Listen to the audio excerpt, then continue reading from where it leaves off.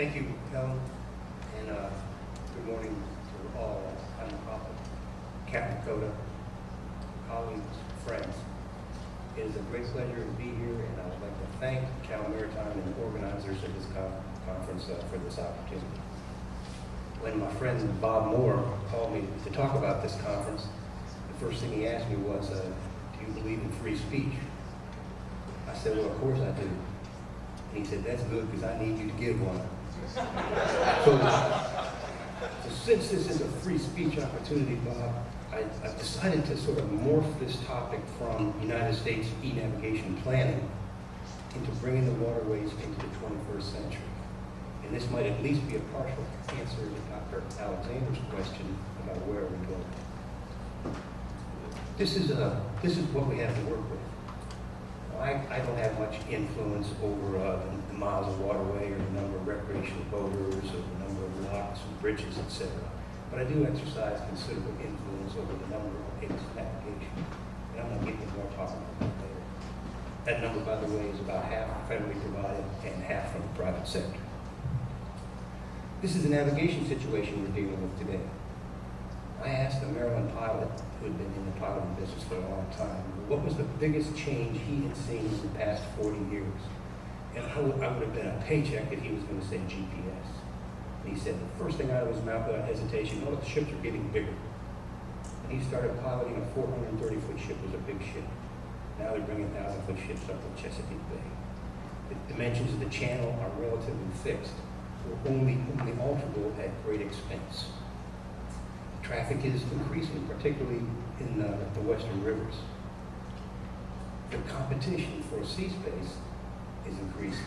Aquaculture, offshore energy, minerals extraction, regulated navigation areas. The sea area that was once the exclusive domain of a navigator is shrinking, and that trend is not going to reverse. I can promise you that. Technology is moving on. International standards are being developed, as we just heard from John Ericott. The United States has to play a role in this. The role we're playing is not exclusive to the Coast Guard. We're working closely with our colleagues in the Corps of Engineers and NOAA to deliver an improved waterway for the 21st century. And I'd like to briefly pause to thank Helen Gold and the Committee on the Marine Transportation Service for assisting these three agencies in organizing this work. But this is the Coast Guard's role. It has 5 pieces to it: visual aids to navigation, electronic aids to navigation, risk assessment, regulations, and level of service. I'm going to talk briefly on all 5 of these, but I want to particularly focus on the first 2. And you'll see that e-navigation is pervasive across this entire spectrum. Now, when I first started in this business, navigation meant 3 things: visual aids, radio aids, and navigation rules. But now, because of e-navigation, those 3 concepts have been blurred, and they're all combined into delivering single navigation services to the users. If you remember one thing I say today when you leave here, please remember that visual aids to navigation are not going away. On the contrary, we're working hard to improve our constellation of visual aids to navigation. What we're doing is we're upgrading the signals. We're trying to reduce our seasonal workload to free up our assets for other uses. We're developing environmental friendly moorings. We're adding electronic aids to navigation and electronic marine safety information. As examples, we're trying to deploy year-round ice buoys so that we don't have to work the same aid twice each year in the spring and the fall. We're trying to deploy non-ferrous or non-metal buoys with colors and coatings that will last longer so we don't have to service the aid as much. And we're also working on an environmental friendly mooring. The way buoys are held in place nowadays is with a big chunk of concrete and steel chain, as you see right here in this picture. What you also see in this picture is that sinker is resting on a bed of staghorn and elkhorn coral, endangered species. This aid was placed to protect the coral reef off Puerto Rico and instead ended up doing more damage to the reef than it ever protected. At great expense, we hired, by the way, this picture was taken by a NOAA fisheries enforcement officer. You don't want that to happen to you. At great expense, we hired divers, attached flotation bags, gently lifted this 8,500-pound rock off the endangered reef, and floated it away, and then we had to pay restitution to scientists that went down there and glued the damaged coral back together. This aid in navigation perhaps could be replaced by something that's not as physically intrusive into the environment, such as a virtual aid to navigation. Here's a chart to the entrance of San Francisco Bay. You can see to your right the sea buoy, the bar channel, 4 gated pairs, and then heading into the east through the Golden Gate. That sea buoy you see there is an $85,000 aid to navigation. And it's expensive to maintain, and it is a very exposed environment. Perhaps that could be also replaced by electronic aid to navigation. But for the time being, what we're doing is supplementing it with what we call a synthetic aid to navigation. We're broadcasting a signal from the shore that adds information about that buoy. We're also doing the same thing for Mile Rocks Light, which is just 1 mile outside the gate. We're also, for the first time, issuing virtual aids to navigation to mark VTS reporting points in the approaches to San Francisco.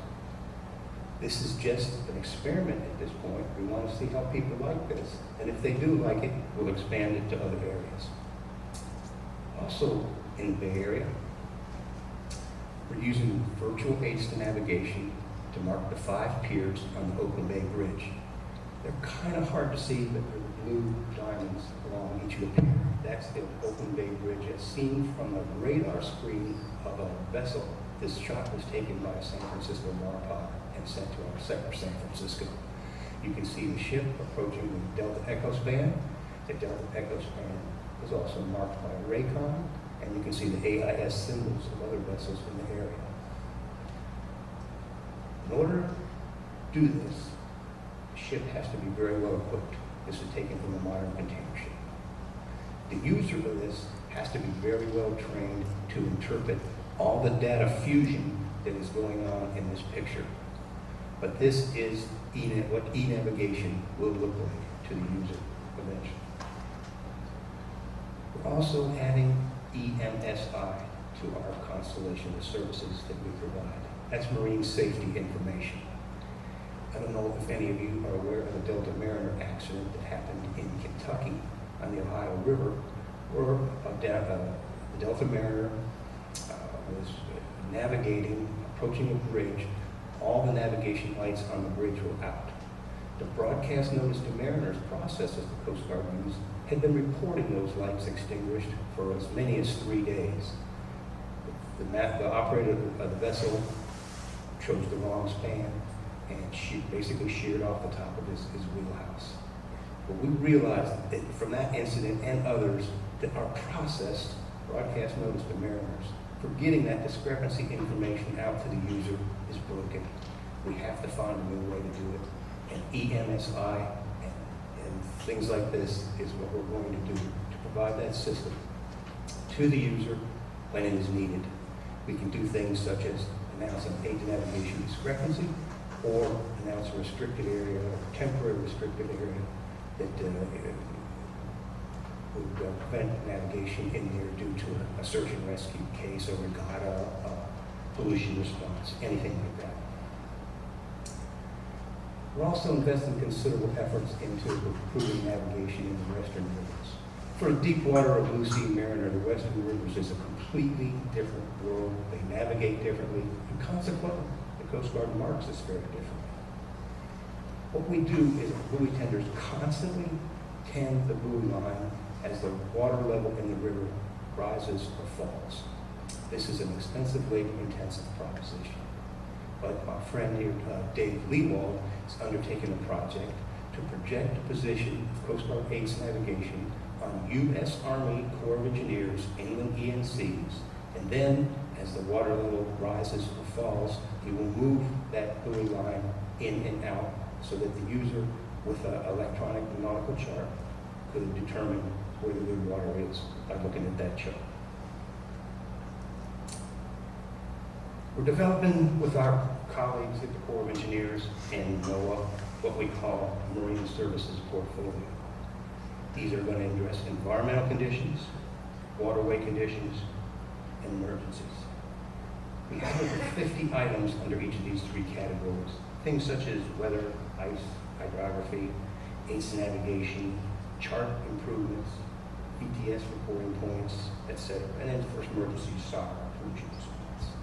What we're going to do is hold 10 listening sessions around the country to get input from mariners, take a look at all users, from professional mariners to recreational users, to tell us what from within that portfolio of services is important to them so that we can start delivering those services.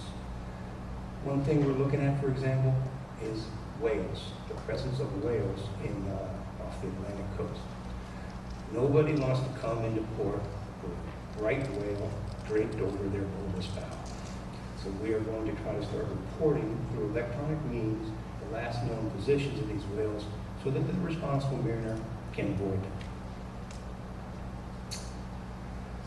Our ATON modernization of those 97,000 ACE navigation is going to include a review of the levels of service we provide, from marking all the seacoast aids down to low-use waterways or private-use waterways, waterways that serve only a small population of vessels, to see what is the best level of government-private service in the terms of physical and electronic ACE navigation we should do.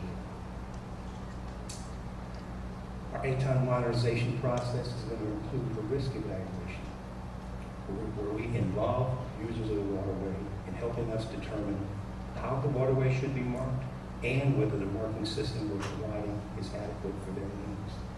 This system is going to include an evaluation process, very similar to an evaluation process we conduct right here at Cal Maritime, to get the assistance of the San Francisco pilots in helping us evaluate synchronized flash buoys in the bar channel. We're going to use simulation and mariner participation to the extent we can to improve the way we deliver navigation services. Also, there's no avoiding a discussion of regulations when we talk about this. We have regulations on the books right now about AIS carriage, and we have regulations in process to expand that carriage. We are developing regulations to require electronic charts and ECDIS on certain population vessels. We're considering whether there should be another regulation to require some sort of e-navigation display other than ECDIS. We don't want to deliver these services through regulation. We want people to take advantage of these services because they recognize them as improving their navigation situational awareness and safety and efficient operation of their vessel. We assiduously try to avoid mandating this. We feel mandating this stifles creativity in the manufacturers and forces situations upon users that will soon become unacceptable as technology evolves. We were in discussion of redundant PNT. Right now, all we require is electronic position fixing device, and everybody knows that's GPS. But there is talk about whether or not there should be a backup to GPS, and I feel personally that the reliance on satellites as the sole source of precision navigation should be considered as a potentially dangerous factor. And also training. This is, after all, a Maritime Training Institute. Do we need to regulate training? I don't think so. I think that training institutes across this country recognize the value of the services they provide. They recognize the need to train individuals properly to use these new systems as they evolve, and I think that's going to be provided as a matter of course. The chart you see on the right is from the U.S. Lighthouse Service. It shows the Seacoast ACE navigation constellation off of Long Island Sound and the approaches to New York City. You can see those circles drawn that display the nominal range of those lights as they were advertised and as they were built. The U.S. Lighthouse Service is our legacy in the Coast Guard ACE navigation. We're very proud of it. They were forward-thinking and innovative people, and we're trying to further that legacy by delivering such things as what you see on the right. That's a screenshot of the NOAA ENC displayed on the ECS. As Admiral Carper said in his remarks, introducing these tools is going to be difficult, but the millennial generation is prepared to use that system on the right. I just would ask that you don't forget how to use that system on the left as you make that transition. That's an explanation of navigation planning and bringing the waterway into the 21st century in the United States. I will be pleased to take any of your questions later on, and thank you very much for your attention.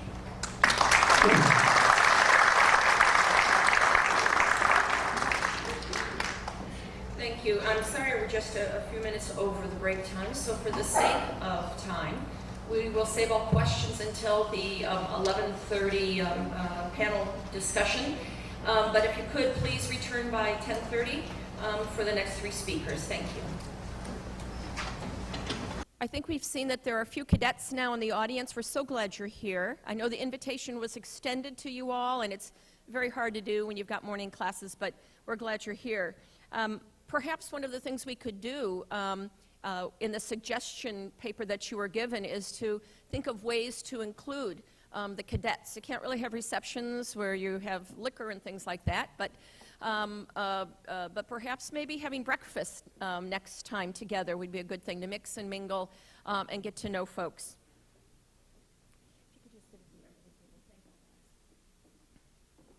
Thank you so much. Our first speaker of this next session is Mr. John Hanson. Mr. Hanson is from the National Oceanic and Atmospheric Administration. He'll be speaking about the National Ocean Policy. I believe that a couple of years at an EVNAV conference, I'm thinking maybe 3 or 4 years ago, I spoke about the National Ocean Policy, a White House initiative to gather together all of the many federal agencies, not unlike Maritime, that are engaged in ocean policy activities and regulations. Some people ask, what is the Committee on the Marine Transportation System doing for you? We spent a lot of time on the inside advocating. So in rooms where they're talking about perhaps a focused ocean area or a policy, we raise our hand and gather a herd of people to talk about the maritime components. So in the policy, if you see anything related to commercial or economic, that was probably because we fell on our swords to have it included. So thank you, Mr. Hanson, and without further ado.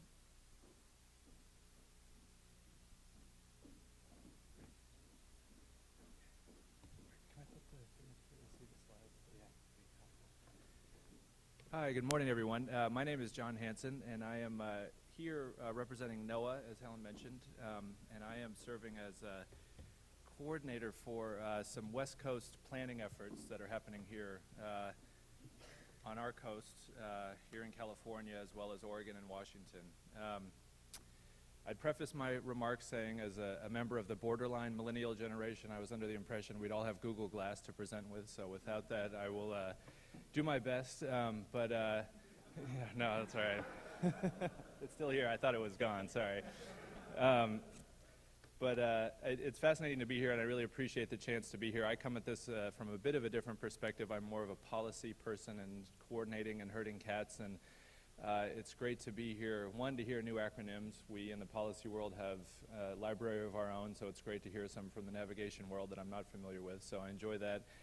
But also to come at it from a policy angle, in that it seems in navigation, the reliability of charts, predictability, seeing something on a map that you know and understand is critical, and I will take this a bit of a 180-degree turn in the policy world, which is very nebulous, very hard to pin down, and I think part of the reason is because policy is something to be interpreted in a lot of different ways, but hopefully by telling you a little bit about the National Ocean Policy and some implementation that is starting here on the west coast of the U.S. as well as other parts of the United States. We're trying to connect policy with real-world implications and folks like you in this room who I think hopefully will benefit from it.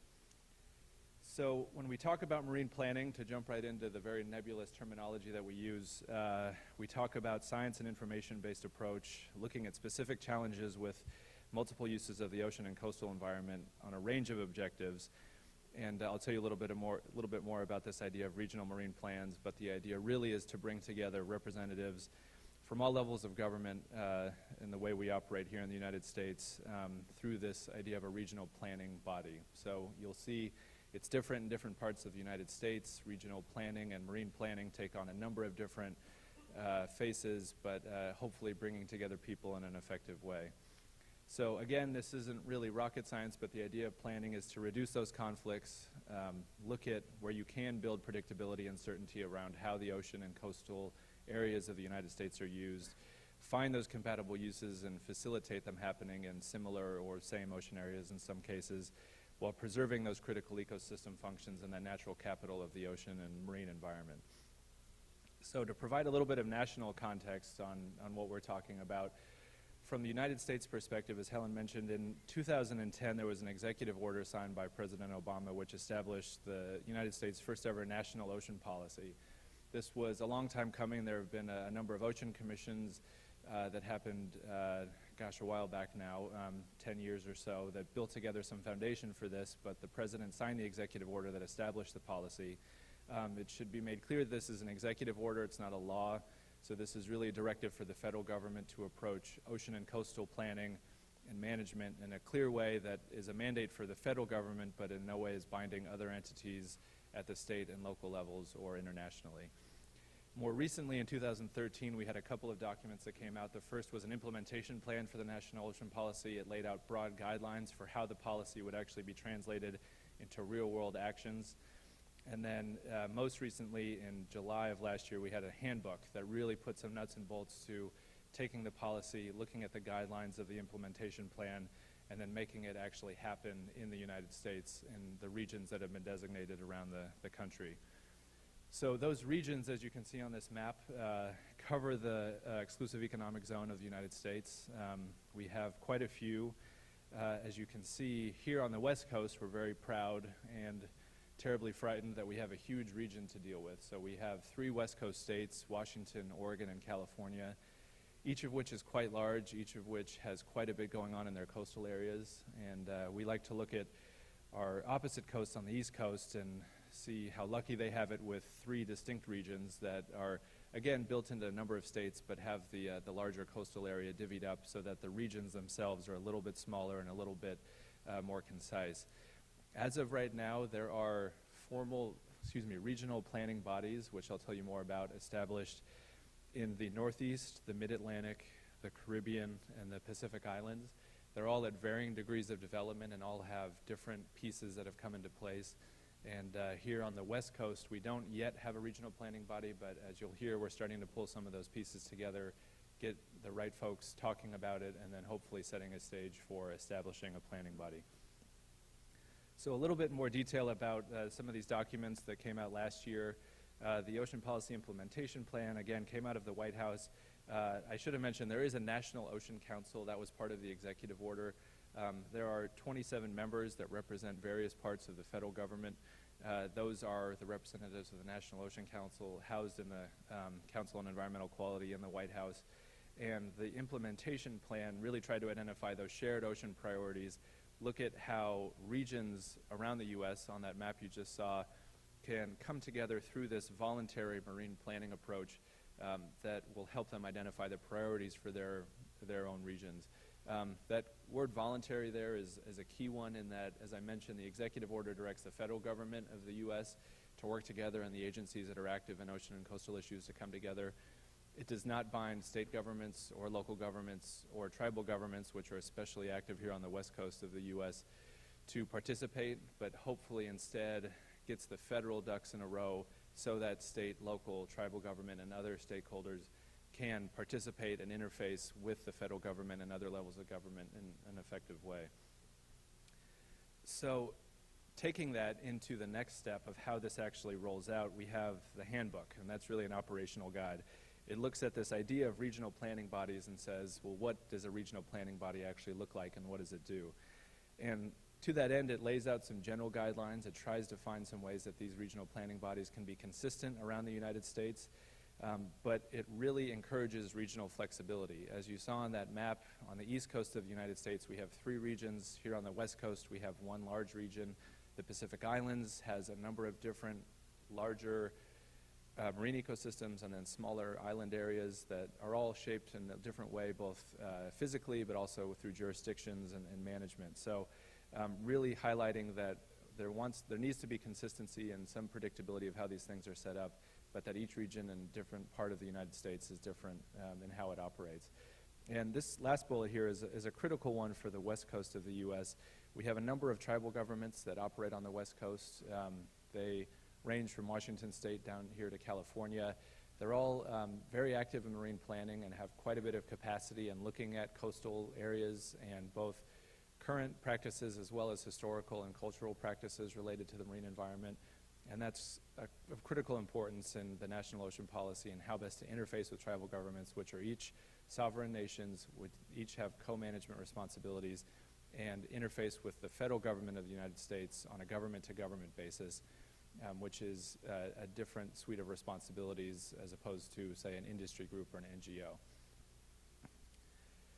So bringing it here a little closer to home, we're sort of in the lower quadrant of that map. And again, you can see this is a policy presentation because there are no lines or charts or anything on this. It's just a big, pretty blue and green map, which is what we like to use. This is a big geography, so there's quite a bit going on in terms of government activities, management, as well as industry activities and others that all need to be factored in. And what we've really been driving towards is that there needs to be not an approach where the federal government comes in and tells folks who are active in marine planning or want to be a part of it how they should operate, but say, here are some general guidelines, but you tell us what the issues and the priorities are that we should be worrying about. Earlier it was mentioned user-driven. That's something I think that's really critical for how this is being rolled out. We want to hear from the stakeholders who are on the ground in these coastal areas what the issues are, and then how can we build around those. At the same time, we have constraints. We have a lot going on through local, state, federal entities. We don't want to reinvent the wheel with this. We want to really recognize where there is good work happening and try to build around that. But we also don't want to expect everybody to be coming to weekly meetings all of a sudden and be adding to already full plates and defeat the purpose. So we want to find those leverage points to say, well, where can we plug in certain federal agencies or work with states or work with tribal governments to make things better and more effective. And so we're doing that engagement. We're doing outreach right now. I'll tell you a little bit more about where we're at on the West Coast. But we really are heading towards an RPB, regional planning body of some sort on the West Coast that looks at the appropriate approach for our coast here on the West Coast while really building out of the larger national effort. So a step back to this idea of a regional planning body. Again, there's flexibility in this, but in terms of how this is laid out through the National Ocean Policy and what the National Ocean Council has laid out, the base elements of an RPB are led by 3 co-leads, one from the federal government, one representing tribal government, and one representing state government. That's the co-lead level, but the larger RPB is made up of representatives from all levels of government that are interested in participating and funneling through a co-lead to some extent, but also having an ongoing dialogue around planning issues within the region. You have local government that's very active, so there's a number of things happening at the local level, and it's difficult sometimes to capture all that, so we're working on channels to take local entities and have them channel through state government or directly to the RPB itself. And then obviously having an additional ex officio members and work groups is needed based on certain issues. PFMC, just again an acronym for those who don't know, that's the Pacific Fishery Management Council. Here in the U.S. we have fishery management councils designated for regions around the U.S. that are focused specifically on fisheries, which is obviously a huge issue for marine planning. The regional planning body and marine planning, quote unquote, in no way is meant to replicate or subsume any fishery management council processes. Instead, it's allowing the fishery management councils to continue their work and not have them impacted directly, but rather interface with other topics that would be under this umbrella of marine planning and effectively have that dialogue so you can see how those issues come together. And looking at what, excuse me, the RPBs actually end up with is this idea of a marine plan. I would just say, I think anecdotally, we're still figuring out what that marine plan, quote unquote, looks like for anywhere in the U.S. Some of the other regions are a little bit further ahead and still are just trying to wrap their heads around what that means. Here on the West Coast, this idea of sub-regional, which I'll mention in a second, is I think becoming increasingly relevant as we look at how the West Coast is divvied up and how there are different activities already underway that might not be appropriate for a full coast-wide plan, but rather smaller areas that would allow planning to happen on a smaller scale and allow stakeholders to be a little more directly involved. And again, just to hit this point home, this idea of flexibility. Let the regions decide what works best for them and go from there. So when talking about the West Coast, these are some things I've mentioned. Coast-wide planning is difficult. Having a single plan that works for San Diego and Southern California all the way up to Seattle or the outer coast of Washington State is not just a wave of the wand and it's done. There's quite a bit going on, and what works in Southern California will likely not work for the Oregon and Washington coast, and we're recognizing that pretty clearly and trying to figure out how we can work around that. The nice thing is we have a lot going on. There are state-level efforts happening in each state. Just some examples, in Washington State, there's a Coastal Marine Spatial Planning Initiative that's established by law up there, so they're off and running on looking at CMSP for their state waters. In Oregon, you had some recent effort around territorial sea planning and most directly looking at renewable energy siting, so they're off and running on that. Here in California, we had a process called the Marine Life Protection Act. Some of you might be familiar with that. That set up certain types of zones and reserves here in state waters in California, largely around fishing and resource extraction, but looking at how the state waters have been protected. And so there's a lot going on, and if you lay that on top of all the other work that's out there, things like transportation corridors and shipping and port use, that don't need to tell the folks in this room how complicated that can be, and then add into the mix things like climate change and sea level and hypoxia and other issues that people are worried about. Needless to say, there's a lot there, but it's a double-edged sword. Difficult to coordinate and capture all that, but at the same time, there's a lot of energy to be built upon. And the last bullet here is another key one that I think might be relevant for folks here, is this idea of data coordination. A lot of these regional planning bodies have built either their own data portals or are building among other data portals that are bringing together this idea of information and data sharing. That's something on the West Coast I think will be an early piece for us, is just rather than deciding everybody's policy and planning sort of number one, let's see how we can get better at sharing data and information from federal government entities with states, with local users, and really have a one-stop shop of some sort. And I'm happy to talk to folks. I don't have a slide for it, but there's a new effort called the West Coast Ocean Data Portal, which has just been grown out of some state-level work and is something we're excited to tap into. So this idea of a sub-regional approach, again, very nebulous. This is really crystal clear what this means, I hope. This is just an idea of how you could have sub-regions identified throughout the West Coast of the U.S., brought together through this idea of a regional planning body and actually bring something that's useful to folks. So what I think we're headed towards here, and again, this has not been established, we don't have a regional planning body, but based on the feedback we've been doing, or the feedback we've been getting through assessments we've been doing with federal representatives, with states, and early on with tribal governments, is that the sub-regional approach, which would either be based potentially on geography, so say state lines, or by issue, to say if something Oregon and Washington is very concerned with and we can help them with that, that could be a sub-region. Or if it's just Southern California, that could be a sub-region. Have that feed into what might be a coast-wide regional planning body that's more of a coordination role, so harmonizing different planning efforts that are happening up and down the coast, but divvying out that planning effort down to a state or local level that says, you tell us what you're worried about and how we can help you with it. And then those sub-regional areas build on that work, find new actions, find ways that the federal government can support it, as well as linking with state and local partners. So that's where I will finish. These are the contacts I have. Again, my name is John Hansen. John Stein is with NOAA. He's the director of the Northwest Fisheries Science Center up in Seattle. He is the federal co-lead right now, so he is a designated representative for the West Coast regional planning efforts and is happy to field questions, but I'm helping staff this and happy to take questions and chat with folks as well. But thanks so much, appreciate it.